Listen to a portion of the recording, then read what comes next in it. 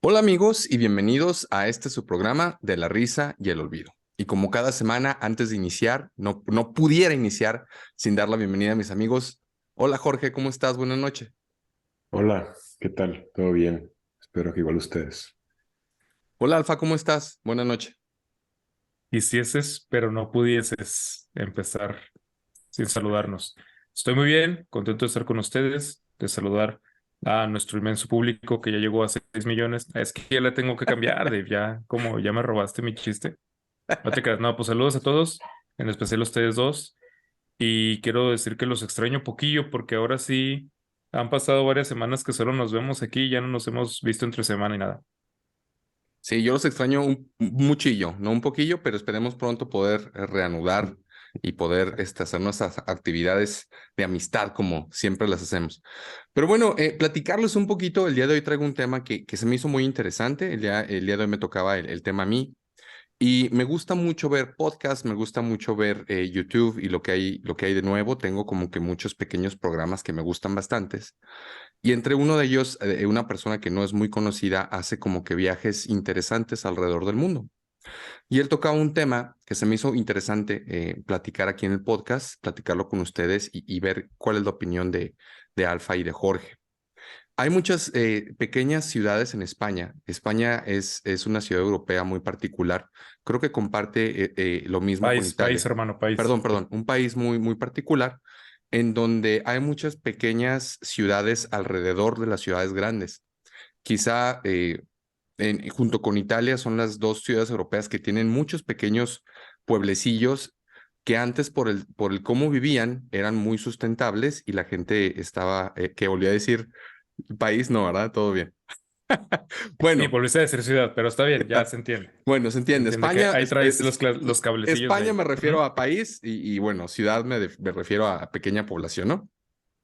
Y bueno, en este podcast platicaban cómo estas pequeñas ciudades quedan prácticamente como pueblos fantasma y únicamente sobreviven ya por lo poco que hay en cuanto a turismo, porque tienen uno o dos elementos que pueden mostrar, ¿no? Entre ellos, uno de los highlights, uno de los más principales, uno de los principales, ¿cómo podría ser highlights? Uno de los principales, de las notas más importantes que pueden mostrar es precisamente eso, que ya tiene muy poquita población, ¿no? En esta ciudad en particular, nos platicaba que antes pues era un pueblo donde había muchísima gente y poco a poco, sobre todo los jóvenes fueron emigrando porque no había oportunidades de trabajo y los trabajos que habían pues eran trabajos que pues eran trabajos de pueblo, ¿no?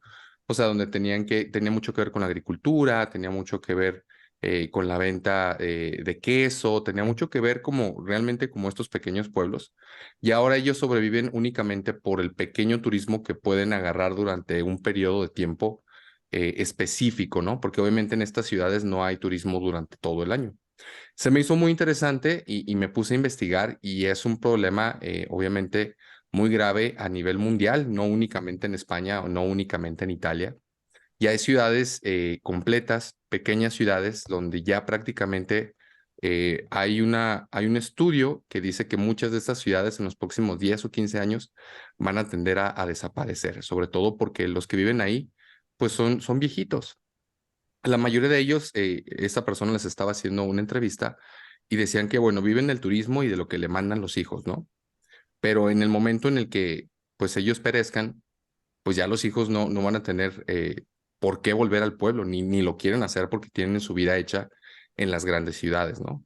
Y se me hizo muy interesante platicarlo aquí con ustedes, para darles algunos ejemplos de las ciudades de España que tienen pues este problema. Está la ciudad de Melilla, está la ciudad de Segovia, que es una de las grandes que tienen este problema de que, ah, ah, pues que ya no hay tanta población como lo había hace algunos años. La ciudad de Cuenca, e incluso Palencia tiene este problema. Y estas son ciudades grandes, ya no hablemos de los pequeños pueblecillos donde el problema se hace mayúsculo, ¿no? Es muy interesante lo que sucede también, por ejemplo, en ciudades como en Estados Unidos, donde el problema que ahora están teniendo ciudades como Nueva York o, por ejemplo, Londres, es que tienen una población adulta importante, pero los jóvenes ya no se están quedando ahí. Están yendo a las afueras o a ciudades cercanas porque el costo de vida es muy, muy, muy alto. Entonces, ciudades como Canadá, ciudades como Vancouver están haciendo realmente un plan interesante de cómo poder devolver a esos jóvenes, porque si no la ciudad se va a quedar pues, sin materia prima para trabajar, ¿no? Porque ahorita el promedio es entre 27 y 40 y tantos. Entonces, pues sí, es un problema. ¿Por qué es un problema? Porque el costo de vida en Nueva York, por ejemplo, pues evidentemente es muy caro y no lo pueden sostener las personas que se acaban de graduar o que buscan un trabajo porque viven en condiciones realmente eh, pues muy deficientes, muy tristes. Dentro de estos otros podcasts que veía, hay un caso en México de un youtuber que ya ahora ya vive en México, que él era de Nueva York. Y lo que él quería hacer era regresar a su país. Y se vino aquí un tiempo nada más a pasar vacaciones. Empezó a dar clases y dijo, bueno, ¿para qué me voy a regresar? Y él te empieza a contar su travesía y es muy interesante porque dice, yo siempre quise ser bombero en Nueva York y ganaba una cierta cantidad de dinero al año, que evidentemente es mucho más de lo que yo ganaba aquí. Pero me di cuenta que yo como maestro, yo dando clases particulares, vivía en una casa y en mi casa tenía un patio y podía acceder a todo tipo de productos y podía tener una calidad de vida mucho, muy diferente a la que yo tendría viviendo en Nueva York. Eh, para empezar, el tiempo que yo tengo para poder hacer mis cosas, etcétera, ¿no? Es muy interesante. Hay varios puntos en los que quiero tocar respecto a este problema. También quiero hablar un poquito de la gentrificación de lo que está sucediendo en la Ciudad de México, particularmente en los últimos años, a propósito de la pandemia. Pero hasta aquí, ¿tienen algún comentario, alguno de ustedes? No sé si Jorge, yo por lo pronto, ahorita. Sí, ahorita, es que para no quitarte el tren ahí de pensamiento. Muy bien. Quería hablar un poquito también de una ciudad, hablando en esta misma línea de idea, muy interesante en China. Disculpen, mi chino no es muy bueno, pero la ciudad se llama Xiong'an. Espero haberlo pronunciado con Muy mal, de hecho dijiste perro atropellado. Muy mal. un perfecto mandarín, Xiong'an. Y este es un ejemplo muy interesante de lo que están intentando hacer las grandes ciudades y digamos que es el primer gran intento, el primer gran experimento para poder trabajar en este tipo de problemas. La ciudad de Xiong'an está a unos 100 kilómetros de la ciudad de Beijing y con lo que está intentando hacer el gobierno chino con esta ciudad es atraer a gran mayoría, bueno, no la gran mayoría, a un sector de población específico de Beijing y de Tianjin para que se vayan a vivir a esta ciudad que no está tan lejos y poder continuar con la producción y con la vida en general, ¿no?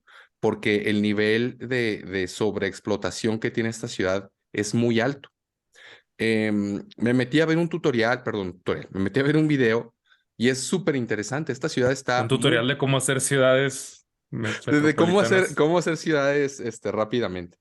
No, gastaron muchísimo dinero en esta ciudad y el video es muy impresionante porque tiene unas calles preciosas, tiene una plaza muy grande.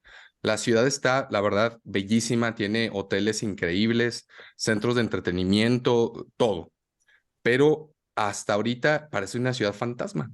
O sea, realmente a las personas que han podido convencer, literalmente, pues las han convencido con paquetes muy grandes, ¿no? Tanto beneficios económicos como de trabajo, etcétera, pero realmente no hay muchas personas que se hayan querido ir a vivir a esta ciudad, a pesar de que es una ciudad bellísima y que cuenta con muchísimas oportunidades, ¿no? Entonces, es muy interesante porque el mismo video te cuenta que el gobierno chino pensaba que con esta ciudad iba a poder ayudar mucho a este problema, pero no contaba con que la gente realmente no estaba dispuesta a cambiarse a pesar de todos los beneficios que les dan, ¿no? O sea, porque hay beneficios económicos, como ya dije, hay beneficios incluso si tú te traes a tu compañía, hay muchos beneficios y aún así la gente está renuente a cambiar su ciudad de residencia a pesar de que no es muy lejos de donde actualmente viven, ¿no? Se me hace súper interesante el proyecto de los chinos. Y bueno, platicando también un poquito de lo que les quería Que comentar. fíjate que Sí, de ahí, adelante. Dave, aprovechando que dices eso, o sea, es que yo creo que luego es difícil ese tipo como de esfuerzos que racionalmente parecen muy buenas ideas, ¿no? O sea, tú tienes ciudades ya desbordadas donde hay mucha gente que no tiene una buena calidad de vida y la gente no se va. O sea, yo pienso, alguna vez lo llegué a pensar por la zona conurbada de Ciudad de México, ¿no? Y Estado de México, como ya hay lugares en donde, sobre todo en Estado de México, o sea, que ves cómo vive gente en las partes del cerro y que no tienen servicios y que las casas están bien peligrosas. O sea, que debe ser realmente incómodo, ¿no? Vivir ahí por muchísimas razones, pero pues es que de todos los valores humanos, o sea, y de todas las cosas a las que el ser humano le encuentra valor, quizá la más importante de todas son las redes sociales que tenemos. O sea, es la gente a la que conocemos. Y eso es lo que está difícil llevártelo de un lugar a otro. O sea, porque si yo me salgo, sí, de mi casita peligrosa y de mi barrio peligroso y de mi barrio sin agua y de mi barrio sin trabajo, pero me voy sin mi gente y mi gente no solo es mi familia, o sea, mi gente también es la gente del barrio. Y ya no tienes Sí, barrio que te respalde. exacto, o sea, y parece un chiste, pero es que no es. No es, o sea, en realidad siento que es como es una estrategia muy básica de supervivencia y como fue tan poderosa durante prácticamente toda la historia de la humanidad, ahorita aunque ya haya otras formas de sobrevivir, esa sigue siendo una de las que más nos mueve. Eh, de hecho, es bien interesante cómo en países tercermundistas y en países de vías de desarrollo, tú te das cuenta que justo son países que tienden a ser más familiares y que tienden a ser de grupos sociales más amplios y donde es más importante todavía que la familia se mantenga unida y donde es más importante que los amigos se mantengan cercanos durante mucho tiempo. Y Eh, te encuentras casas donde vive una o dos familias juntas y barrios donde viven así un sí, chorro de exacto, personas asesinadas, pero no preferirían vivir de otra manera. exacto. De hecho, por ejemplo, en Turquía. O sea, en Turquía, todavía hace muy poco era muy común tener esos edificios donde todo el edificio es de la misma familia. Es un edificio completo de departamentos para toda la familia entera así extendida. Porque eso era es una forma muy sencilla de estar protegido, o sea, de estar eh, protegido por la gente más cercana a ti, hasta genéticamente hablando, ¿no? Entonces, por eso creo que esos esfuerzos, o sea, tenemos que ir contra una tendencia natural del ser humano muy poderosa. Y China es un país sumamente colectivo, o sea, China es más colectivo que México y que Turquía, que son países colectivos. En general, Latinoamérica es un país, es una parte del mundo colectiva. Generalmente las partes pues, que tienen baja economía lo son, pero los asiáticos, en especial los chinos, son totalmente colectivos, ¿no? ¿No? O sea, como sociedad. Por eso allá no importa tanto, si tú sobresales, no sobresales para ti, sobresales para tu familia. Y es algo que inclusive los japoneses no se han podido quitar con todos sus avances tecnológicos y económicos, ¿no? Pero con los chinos se queda como bien marcado. A mí nunca se me va a olvidar, una vez fui con una ex, fuimos en Montreal a una cena, nos invitó una china a cenar a su casa. Y era una china que había estudiado filosofía y letras en China, pero era filosofía asiática, oriental, pues, y se me hizo bien interesante como conocerla. Y llegamos a su casa y nos tenía hechos como 10 platillos diferentes y nos pidió disculpas por no haber hecho más. Y es que ya de donde ella venía tenían esa regla, o sea, de que cuando tú vienes a cenar o a comer a alguien a tu casa, tienes que ponerle mínimo, no, creo que eran como 13 platillos, una cosa así. Y todo se ponía al centro y todos comían del centro, o sea, hasta la forma en la que comes te habla como de lo colectivo que es la cultura. Y entonces a mí no me sorprende pues que les esté pasando eso con esa ciudad. Sí, Alfa, ¿qué ibas a decir? Le hubieras dicho, mira, me falta el respeto, sí, y le aventabas la cena. No, No, de hecho estuvo bien incómodo porque nos trató súper bien la chava, pero estuvo bien incómodo porque se sintió muy mal. O sea, cuando ya no podíamos comer, y yo como mucho, pero cuando ya no, o sea, Cuando ya no podíamos sacarnos la comida, me acuerdo que hasta le dijimos que nos le llevábamos si quería para comer el resto de la semana y fue como mentarle a la madre, ¿no? Porque pues en su cultura te ofrecen algo y te lo comes, pero Mm, pues bueno. em, sí, son tan colectivos que creo que por eso justamente es tal vez el único país donde se pudieron atrever a hacer ese, no experimento, pero esa iniciativa de crear ciudades por adelantado. Porque imagínate, en cualquier otro lugar, o sea, desde el hecho de la idea, imagínate en el Congreso ahí lo que estaban planeando y al analizar presupuestos y la prospectiva, pues la mayoría dirán, pues es la locura más grande que hemos escuchado en nuestra vida. Pero ahí no solo pasó, ahí se hizo. Y el asunto ahí es que se hizo precisamente por esta cultura que tienen colectiva, pero luego también ya se enfrentaron, yo no sabía esto que dice Dave, que ya estaban con la capacidad de evitar, pero que solo poca gente se ha atrevido a incursionar y a hacer el traslado. Y a mí lo que se me viene a la mente ahí es un poco la idea del utilitarismo de Bentham, que luego quiso renovar Stuart Mill, que sería, en el utilitarismo es siempre hay que ver por el bien de la mayoría, ¿no? O sea, el bien de la mayoría siempre va a estar por encima del bien individual o el bien incluso de las minorías. Y pues así es, o sea, si hay veces en que a ti te toca sacrificarte, pues te tienes que sacrificar porque lo mejor es el bien de la mayoría. Pero eso obviamente va a plantear un grandísimo problema que es el problema de la individualidad y el problema de que no todo puede ser cuantificable de la misma manera. Este, hay cosas que podemos cuantificar de la misma manera y hay cosas que no. Y lo que Mill va a intentar hacer es ese ejercicio de incluso valorando aún así la felicidad del colectivo antes que cualquier otra cosa y por lo tanto la justicia, ¿cómo le hacemos para hacer un consenso y cómo le hacemos para tener la idea de que sí se deben respetar y se tienen que ponderar ciertas categorías individuales como respetables, pues? O sea, no es así nada más como porque ahorita a Dave y a mí nos conviene que Jorge se corte una mano, lo hacemos sin preguntarle y se fregó. O sea, Jorge tiene derechos individuales, ¿no? Y el asunto aquí yo creo que nos estamos enfrentando un poquito a eso. O sea, aquí es, a ver, por el bien de la mayoría, ponle, voy a decir una tontería, el 20% de estas dos ciudades grandes se tienen que ir para allá. Y eso va a facilitar todo, no solo para los que viven en las ciudades grandes, sino también para los que se van a vivir a la nueva ciudad. ¿Por qué no lo están haciendo? Porque hay gente que está valorando principalmente su experiencia individual y sus deseos. Es decir, ¿por qué me tengo que ir yo y no mi vecino? Porque si yo me como dice Jorge, voy a sacrificar mi vida que tengo aquí. Voy a sacrificar a mis amigos, mi trabajo, mis bares, mis lugares a donde voy a pasear. Voy a sacrificar mi vida y voy a empezar una nueva vida. Tal vez sí, tal vez va a estar muy chida, pero ahorita no tengo, o sea, allá no voy a tener nada de lo que tengo aquí. Y tal vez aquí mi calidad de vida es menor de la que voy a tener allá, pero yo lo prefiero. Ahorita no estamos hablando tal vez de lo que es mejor para mí, sino de lo que yo prefiero. Y ese siempre ha sido un gran problema a la hora de ver en el colectivo, en lo nacional, porque precisamente, puede ser una tontería, pero precisamente ese es el problema de las soberanías nacionales. O sea, el hecho de que cada quien se gobierne a sí mismo también tiene que ver, pues, con que cada quien pueda hacer una mierda a su propio país. Y eso pasa con muchísimos países. O sea, que están gobernados con las patas y, pues, para muestra, ya saben.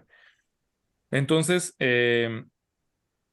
no me importa qué tan bueno vaya a ser, lo que me importa es yo poder ser libre y yo tener la oportunidad de decidir. Y sí, la libertad sí debe ser un, un valor máximo y un valor sagrado, pero a ese tipo de situaciones nos enfrentamos. Podemos decir, ya tenemos una gran solución, ya tenemos una respuesta que va a mejorar, es un ganar-ganar para todos y aún así nadie se quiere ir.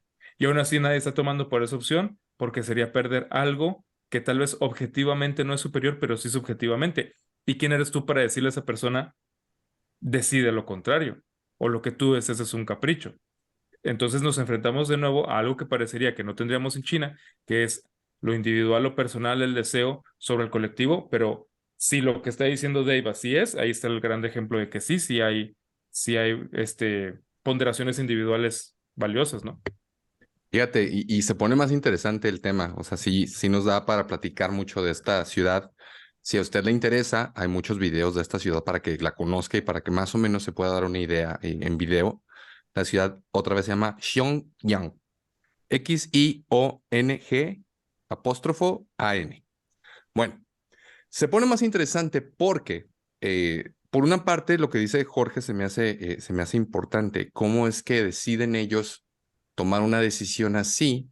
Si saben, bueno, uno pensaría que conocen a su población y cómo se manejan, ¿no? Bueno, pues parece que tiene por ahí una cuestión, una connotación negativa. Iniciaron y terminaron con esta ciudad justito antes de la pandemia con el plan que tenían originalmente.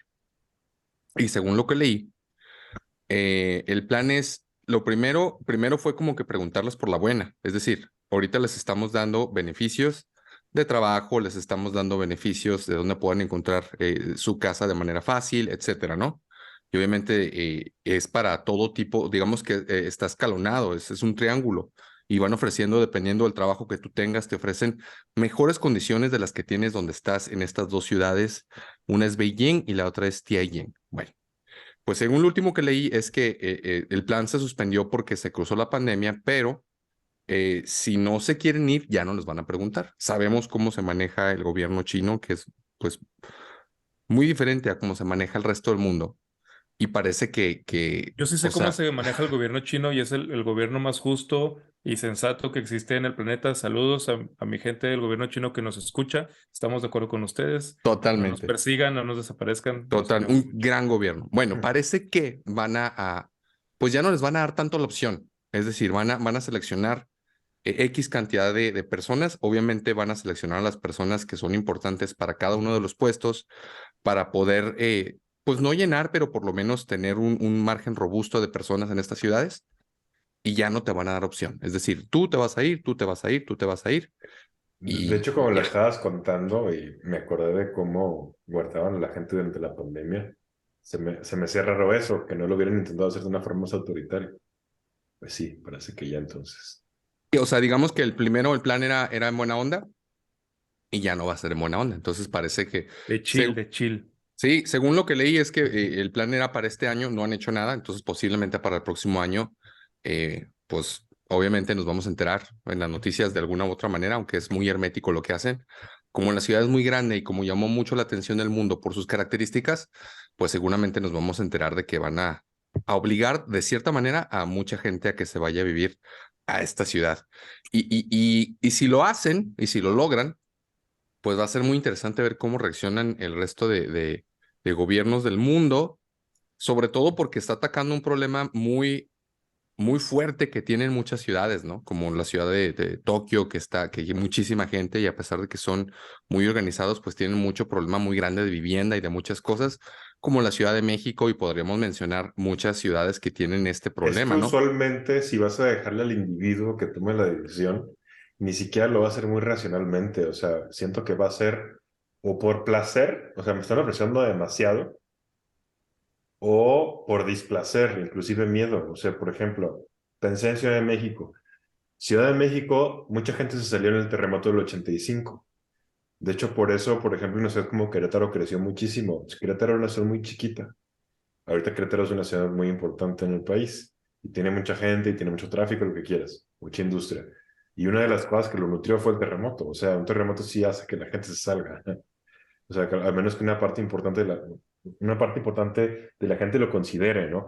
Pero ahí estás yéndote directamente otra vez, o sea, al placer y al displacer, o sea, muy utilitaristas y lo que se llama meter en lo que dijo Arthur. Ujú, sí, tal cual. Y el asunto aquí es, perdón, iba a decir algo y se me olvidó.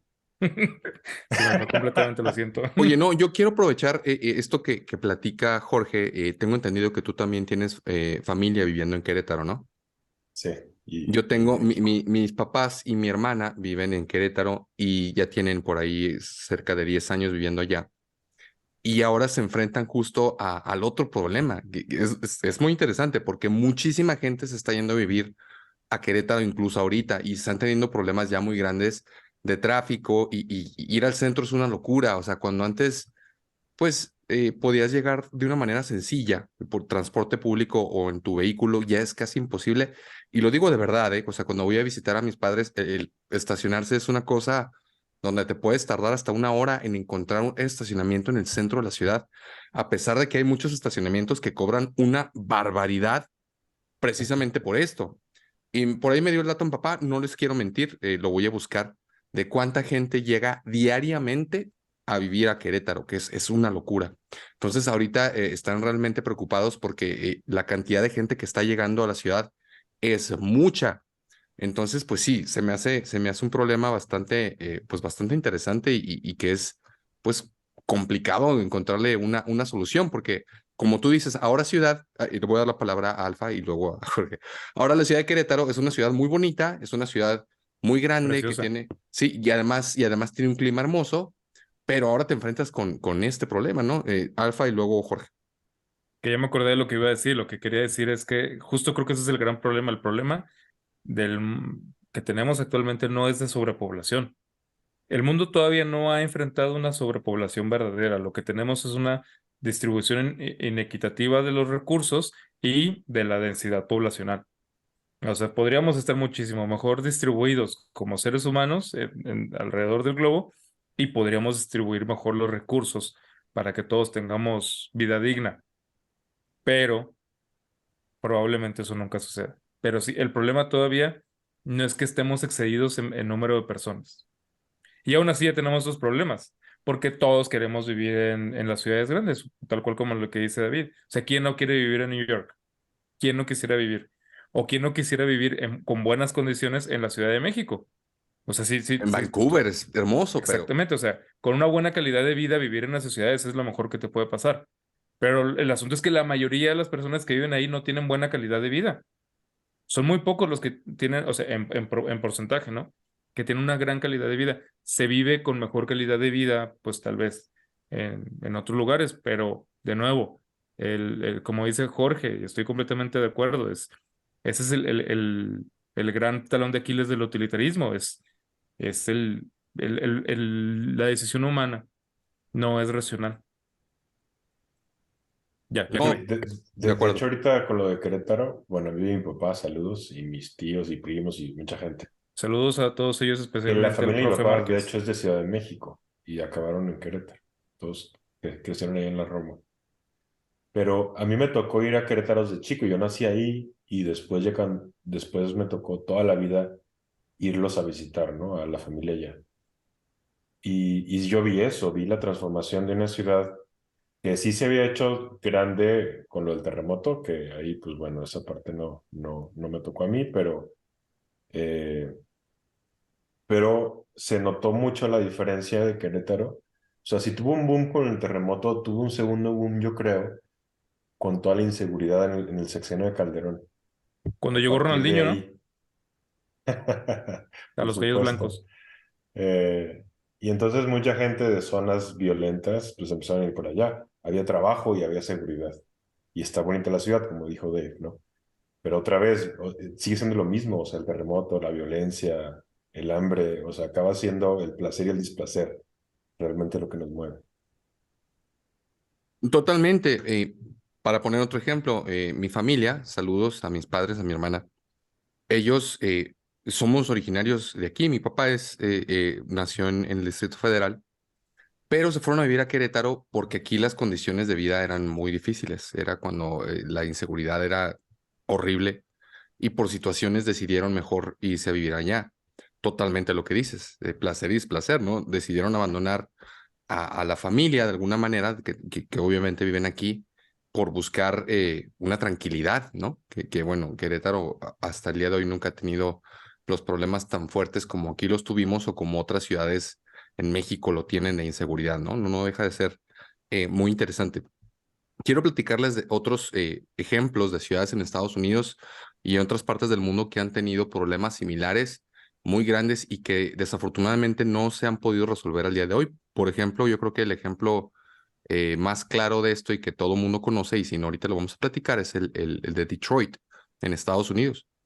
La ciudad ha perdido más de la mitad de la población y en la década de los 60 era muy fuerte y tenía mucho dinero, tenía mucha opulencia, era una ciudad muy bonita porque estaba en el pico en lo automotriz en los 60s. Y entonces, a partir del declive de la industria automotriz y otros factores económicos, se vino abajo y la gente se empezó a ir de Detroit. Y hoy es conocido como una de las ciudades pues más peligrosas, con mayor índice de desempleo.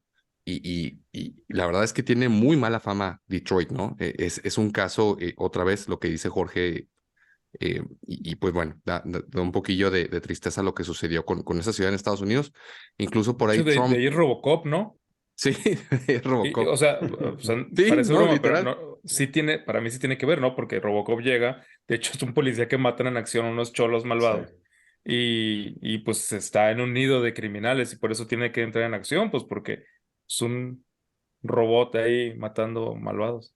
No, totalmente. Incluso el gobierno de Trump intentó, de las cosas positivas que llegó a tener de las ideas, era revolverle la vida a Detroit.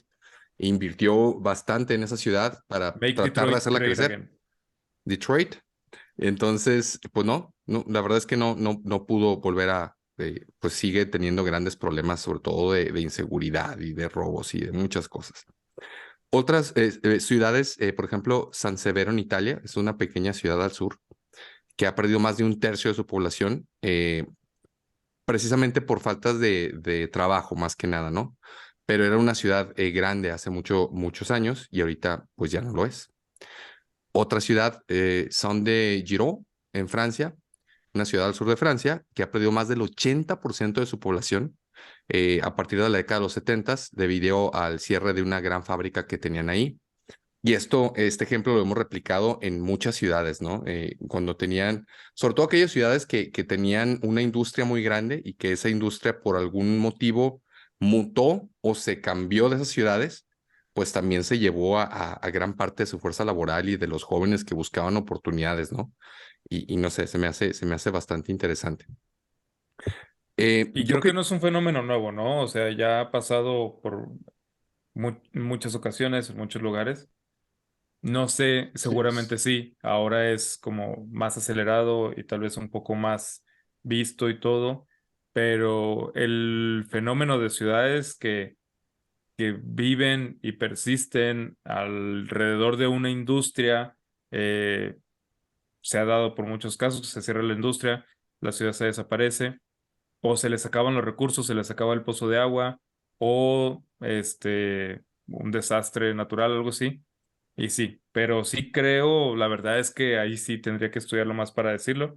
Parece que sí es como una, una, un fenómeno que ya sucedía, siempre ha sucedido, siempre ha estado ahí, pero como que ahora se intensificó de una manera tal vez hasta un poco alarmante, ¿no? Tal vez sea el caso.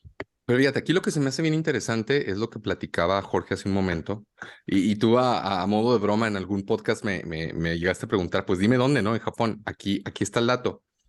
Ciudades de primer mundo ven este tipo de problemas. Yo me acuerdo mucho cuando estuve viviendo un tiempo en Vancouver y en el train veías que decía la población de Vancouver para el año X va a tener tanta edad y necesitamos hacer algo. Métete a tal página de internet, vamos a ver qué es lo que vamos a hacer. Y están hablando de un problema que van a tener dentro de 30 años y ya están buscando las soluciones para ese tipo de problemas, ¿no? Vancouver es una de ellas. Otra ciudad japonesa, por ejemplo, se llama, corrígeme si lo digo mal, Nagaoka, en Japón. Una Muy ciudad al mal, muy norte de mal. Japón que tiene un problema muy grande porque el 30% de su población son viejitos. Y entonces ahorita lo que están haciendo es dar incentivos económicos, pero únicamente para japoneses, o en el caso de esta ciudad, para que puedan irse a vivir ahí y les pero dan es que es beneficios Japón. muy grandes, o sea, les dan hasta casa y les dan, o sea, muchas cosas para que no dejen morir a esta ciudad, ¿no? Te das cuenta de la manera de pensar tan diferente de estas ciudades de primer mundo y que se dan cuenta que si no hacen algo para solucionar este problema, pues en 30, 40 años va a ser un problema que puede literalmente terminar con sus ciudades, ¿no? Porque evidentemente la vida tiene que continuar y los jóvenes se van a ir a vivir a otro lado, o sea, no hay más. Y no sé, se me hizo muy interesante. Para concluir, las ideas que traigo ahorita escritas y que, bueno, quisiera que platicáramos un poquito de ello también, es el gran problema que está pasando en la Ciudad de México. Por ahí platiqué con unos amigos que viven ahí y platiqué con unos primos y me cuentan que se hizo muy grande a partir de lo de la pandemia. Hay un problema muy grande de gentrificación, sobre todo en el cuadro importante del centro de la ciudad, de la CDMX, en la colonia Roma, en la Condesa, etcétera, ¿no? Donde vivían, digamos que, pues es una zona media alta y también alta, pues dependiendo de dónde escojas vivir. A partir de la pandemia se abren oportunidades para los estadounidenses y para muchas personas que hablan muy buen inglés y que tienen cierto tipo de trabajos, porque se permite el que tú puedas trabajar en casa, ¿no? Se rompen muchos mitos que mucho tiempo se tenían de que no, la productividad no era la misma, si disminuían las horas de trabajo en la oficina, y con la pandemia se demuestra que con un buen, pues sí, con un buen plan no se reduce la productividad y muchas personas cumplían con los estándares que tenían, etcétera, ¿no? Entonces, el problema que hay ahorita en la Ciudad de México, sobre todo en esas áreas, es que llegaron muchos americanos. Incluso me cuentan mis amigos que ya hay muchos restaurantes que son prácticamente exclusivos para americanos, para canadienses. O sea, cobran en dólares y obviamente los meseros hablan inglés perfectamente y tú ves muchas personas. No, digamos que no son exclusivas en el sentido de que no es como que no dejan entrar a mexicanos o otro tipo de gente, ¿no? Pero sabes que Sí, sería son. medio ilegal, pero Sí, claro. O sea, sabes que son, que están hechos con esa intención, porque además los precios, pues, son muy diferentes a lo que se maneja en el resto de los restaurantes, ¿no? claro, si cuando quieres discriminar, hay miles de maneras de hacerlo sin hacerlo directamente. Exactamente, totalmente. Entonces, así de grave es el problema, y entonces lo que está pasando y que está afectando a todos, no únicamente a las personas que viven en ese lugar, es que si la renta antes costaba 30,000 pesos para vivir en un pequeño departamento en la Condesa, pues ahora cuesta 50,000 pesos, ¿no? ¿Por qué? Porque ahora las personas que están rentando, pues son americanos y ellos siguen ganando en dólares. Y entonces ellos pueden elegir dónde trabajar y como es trabajo en línea, pues se les hace fácil rentar un departamento en la Ciudad de México, donde además, pues es una ciudad bonita, que tiene buen clima, donde pueden vivir en un departamento muy grande, donde pueden comprar muchas cosas que a lo mejor donde ellos vivían en Estados Unidos ni de broma iban a poder encontrar un departamento en el centro de la ciudad, en una ciudad tan bonita, por el precio que están pagando aquí, que sigue siendo muchísimo menor a lo que pagaban allá, ¿no? El problema es muy fuerte y es interesante porque obviamente no nada más afecta a la que vive ahí, porque la gente que vive ahí, pues busca, digamos que salir de ese círculo, ¿no? Pero no estar tan lejos, porque de alguna manera ahí se encuentra la gente, como decía Jorge, pues sus amigos, su trabajo, posiblemente, etcétera. Entonces se salen de ese círculo a un círculo más grande, ¿no? Entonces ahora ya viven cerca de la Condensa, ya no viven ahí, pero hacen lo mismo. Si antes en el otro círculo cobraban 15,000 pesos por un departamento chiquito, es poner un ejemplo, no van a decir, no voy a encontrar nunca un departamento por 15,000 pesos, es un ejemplo. Pues ahora ya cobran 30,000 pesos. Entonces, pues ya la gente que vivía ahí ya no los va a poder pagar y eso va afectando toda la cadena, ¿no? Entonces, pues es un problema que ahorita hay en CDMX y se me hace muy interesante. Alfa. Nada más quiero como poner así cortita la definición de gentrificación porque lo explicaste, de hecho todo el proceso, pero tal vez para la gente que no tenía idea de la palabra, así como la definición de gentrificación es cuando se rehabilita o cuando se retoma un área urbana que tal vez no estaba tan bien posicionada, que no estaba tan valorada, que estaba tal vez un poco deteriorada, se rehabilita, pero no por la misma gente que la estaba habitando, no por los mismos vecinos que lo tenían por ahí desde siempre, sino se rehabilita con intenciones de tomarla por parte de gente de tal vez otro nivel socioeconómico, con otras intenciones, no de darle la vida que solía tener hasta antes de que ellos llegaran. Entonces, cuando esta nueva población, cuando este nuevo esfuerzo se hace y empieza a tomar ahí acciones sobre ese lugar, pues sí, no sé, más habitable, está más bonito, está mucho más atractivo, lo cual es una ventaja para ellos porque tal vez ellos llegaron, invirtieron 20,000 pesos y ahora ya tienen cosas que valen. Compraron algo de 20, le metieron 50 y ahora tienen algo que vale 180 o 200. Entonces, ellos están revalorando su inversión de alguna manera, tal vez muy inteligente. Pero hay mucha gente que vivía ahí y que tal vez, no sé, tiene una casita y que ya después dice, pues mi casita ya no se ve como estas, quiero renovarla. Si antes le costaba 5,000 pesos renovarla, ahora le va a costar 30,000 pesos renovar.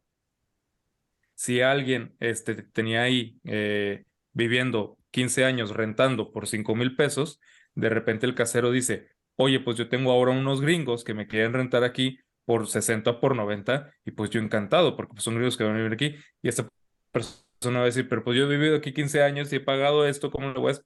Es tu problema, brother. Entonces, de repente, alguien dice, bueno, no tiene ese problema porque el de él es la casita y estaba acostumbrado a comprar las tortillas a Doña Mari en la esquina y ahora resulta que Doña Mari ya no es una tortillería normal, sino que ahora es una tortillería orgánica, vegana, gourmet, súper trendy, súper de moda y las tortillas cuestan 100 pesos el kilo. Y tal vez es la misma Doña Mari que se puso las pilas y que se renovó en el concepto para adaptarse a la situación de su vecindario, o tal vez es uno de estos gringos o estos niños ricos o empresarios que renovaron a Doña Mari. Entonces, pues para los emprendedores y los que llegan ahí, pues todo está muy bonito. Pero el problema es para la gente que se le cambiaron las condiciones de su vecindario y que no se les ha dado una verdadera oportunidad de ponerse a la par o de tener los ingresos o sea, ellos van a salir completamente volando. A lo mucho lo que pueden hacer, como dice Dave, muchas veces es rentar el espacio que tenían ellos a un precio digamos, del mercado ahora, nuevo precio del mercado de ese vecindario, y moverse a un sector más bajo y empezar a vivir de eso.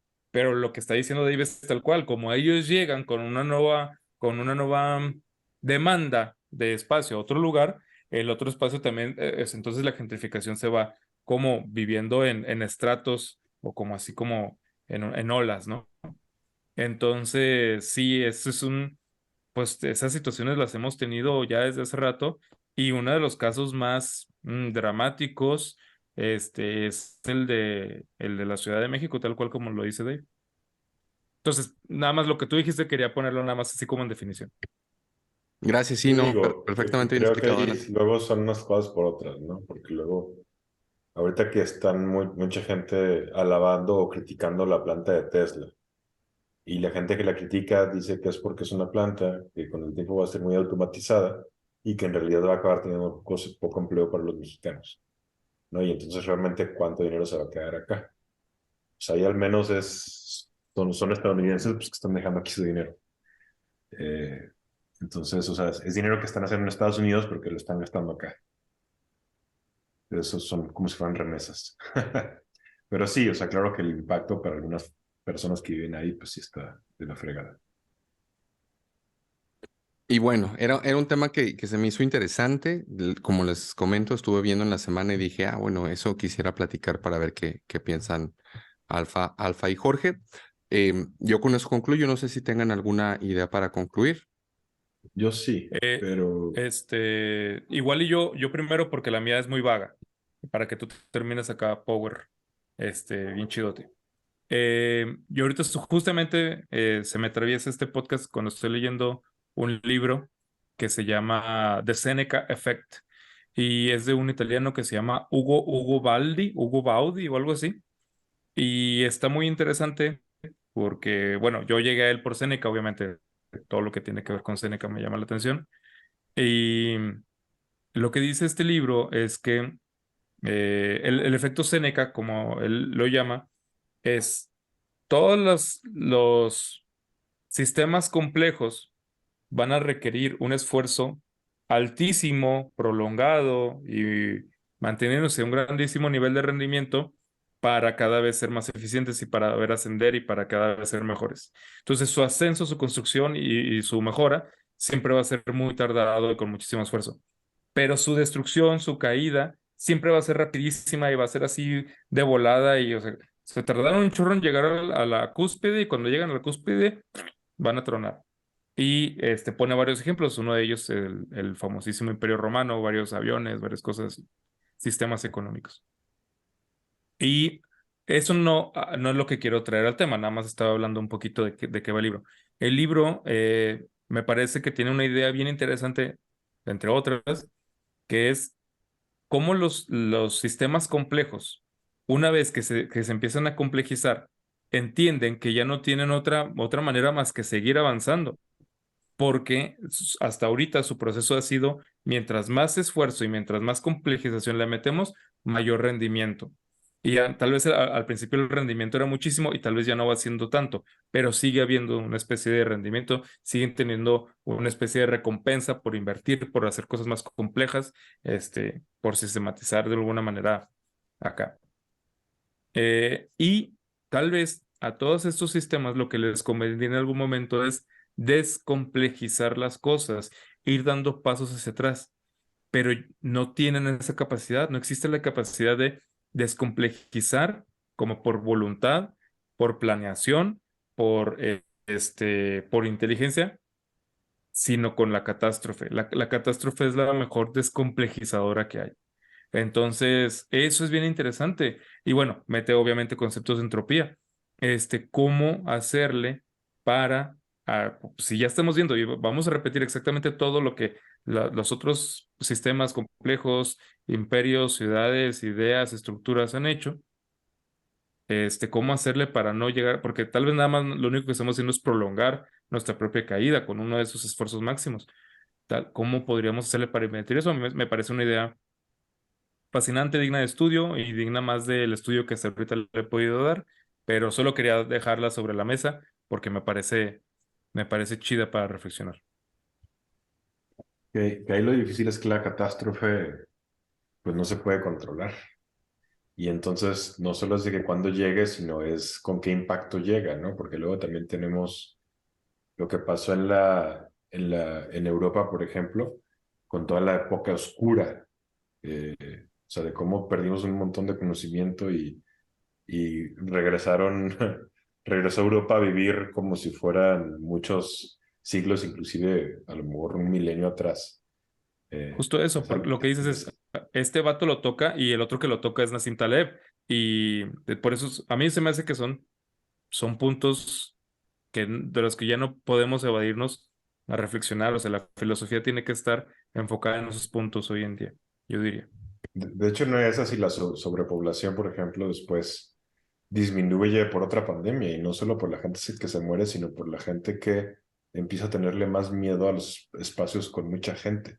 O sea, los espacios donde por metro cuadrado tienes a mucha población, pues a lo mejor eso es algo que al rato haga diferencia en cómo se va moviendo la población entre las grandes ciudades. Y otra vez algo que pues no es controlado. Es la catástrofe tal cual. Ujú. Y eso es Taleb. Pero bien, yo ya acabé. Yo quería decir algo rápido, es que todo esto me recuerda mucho a la Revolución Industrial, porque en la Revolución Industrial justo era eso, o sea, eran países que tenían una ciudad grande muchas veces, nada más, o una o dos, y lo demás eran ciudades pequeñas, y la gente se mantenía allá. Y si de repente la ciudad más importante sí era muy atractiva, pero el resto de las ciudades no las eran tanto. Por ahí alguna vez leí que en el siglo XVIII, en Inglaterra, incluyendo Escocia, la ciudad más grande, o sea, con más gente, con más población era Londres. Y no había, la segunda ciudad que más se le acercaba a Londres tenía un décimo de su población, creo que era Bristol. Y después de Bristol era Edimburgo. Pero, o sea, un décimo, ¿no? O sea, Ujú. nada Perdón, para Jorge, tener creo que también lo leí y lo que decían es que eh, Londres era un cagadero, pero verdadero Sí, cagadero. O sea, verdaderamente vivían en una miseria terrible. Y literalmente digo cagadero porque sí, la imagen que te plantea ese texto es que sí, o sea, te vas caminando en medio de la caca en muchas sí, sí. ocasiones, y de cuerpos y Sí, de y basura. de hecho llegaron a tener fueron varias décadas en donde más gente se moría que la que nacía, por pandemias y cosas así, o sea, porque se juntaba la gente y había mucha sociedad y de repente se venía la tragedia. Eh, pero luego Inglaterra fue el primer país del mundo en industrializarse, fue el primero. Lo empezó a hacer a finales de 1700 y ya durante 1800. Y la industrialización lo que empezó a hacer es que empezó a hacer que varias ciudades de Gran Bretaña de la nada empezaran a hacerse cada vez más grandes, no solo Londres con el tiempo, porque la gente ya de los pueblos se daba cuenta que había muchas más oportunidades económicas en las grandes ciudades que en el pueblo, y además, sobre todo, la juventud se daba cuenta que había una nueva forma de vivir con un ritmo de vida más acelerado y a lo mejor con placeres más a la mano. Y aquí es donde otra vez metemos esta idea como del placer, ¿no? O sea, el placer me puede llevar a buscar vivir en otro lado.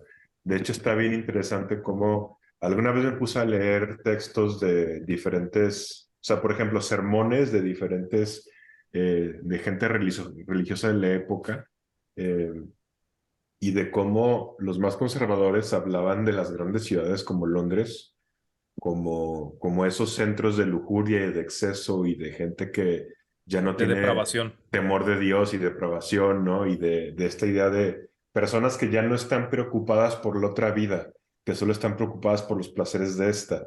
Y pues que sí, o sea, tenía sentido que desde su óptica vieran así esas grandes ciudades con esos grandes placeres. Y entonces se empezaron a quedar desde ese entonces ciudades pequeñas y pueblos chiquitos con la gente viejita y los jóvenes ya no querían esa vida, o sea, los jóvenes no querían repetir el destino de sus papás, porque antes de la revolución industrial eso era, o sea, tu destino como hijo era ser lo que era tu papá. Si tu papá era zapatero, tú ibas a ser zapatero, o sea, te chingaste. La ciudad te daba al menos en oportunidad de soñar el hecho de imaginarte que podrías llegar más alto y podrías hacer algo diferente. Ahora, digo una oportunidad de soñar porque ya la realidad era muy diferente al inicio. De hecho, al inicio la revolución industrial fue muy agresiva. Hubo todo un movimiento artístico que se fue en contra de la revolución industrial y que hablaban, por ejemplo, de las locomotoras como de estos gigantes con una sola idea en la cabeza y que no descansaban.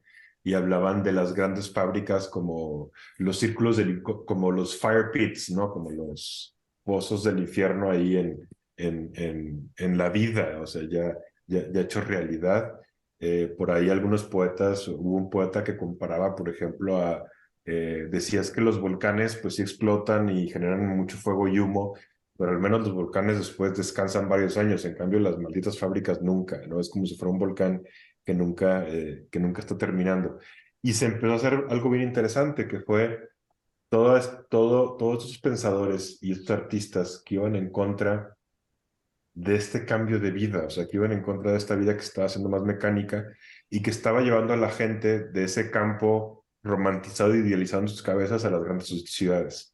Me acuerdo de William Blake, o sea, William Blake, alguien, por ejemplo, como Newton, un filósofo, un científico de ese tipo como Descartes, o sea, para él era así como, es que le están quitando la vida un misterio, ¿no? Que es mucho más bonito experimentarlo en vez de querer suplantarlo por una explicación mecanicista y por un mundo hecho de engranes y hecho de máquinas. Entonces había ese contraste, ¿no? Entre ese nuevo mundo de las máquinas, de los trabajos, de los sueños, del individualismo, de imaginarte que tú pudieras llegar a ser alguien importante, ¿no? En un país en donde antes estabas amarrado por tu cuna, pero por otro lado, esas ciudades sucias, esas ciudades llenas de cagadero, como decía Alfa, esas ciudades en donde había explotación infantil al inicio y donde le tenían miedo a estas máquinas que estaban empezando a suplantar al hombre o a hacer que trabajara de una forma a lo mejor mucho más alienada, como diría un Marx. Pero Oye, entonces mencionó, Jorge, perdón, rapidísimo nada más. De hecho, eso se ve, esa es como la otra gran idea que está detrás de Tolkien. O sea, en Tolkien es la no, idea de sí, como claro. la vida bucólica, natural, Sí, en el campo, cercana a los árboles, bonita, la que vale la pena, y la vida industrial, que es el demonio, literalmente. Y aquel que quiere dejar de ser lo que era cercano a su origen, es el que se revela, es el que es antinatura y es el señor oscuro. Eso y la Primera Guerra Mundial son las dos grandes ideas que atraviesan toda la obra de Tolkien. sí, se ve muy claro ahí, ¿no? De quiénes usan la tecnología, pues los malos. Quiénes parece que es es una fábrica y parece que es el mundo natural, y siendo quizás los hobbits y los elfos los más naturales de todos. Y sí está bien interesante como esa lectura, que en realidad luego la verdad siempre es intermedia, ¿no? O sea, porque tenías a estos pensadores completamente en contra de la revolución industrial y estos pensadores muy a favor. Había otro, no recuerdo ahorita el nombre, pero me quedó muy grabada la idea, que decía que la locomotora iba a acercar a los países entre sí, y que el hecho de que ya estuvieran más cercanos los países iba a cambiar, iba a traer la paz mundial, porque ahora un francés pues también se iba a sentir español, y un español también iba a conocer bien al inglés, porque iba a estar mucho más cercano al mundo. Y sin embargo ya sabemos que la industrialización al inicio primero pasó por las grandes guerras que tuvimos en el siglo XX, ¿no?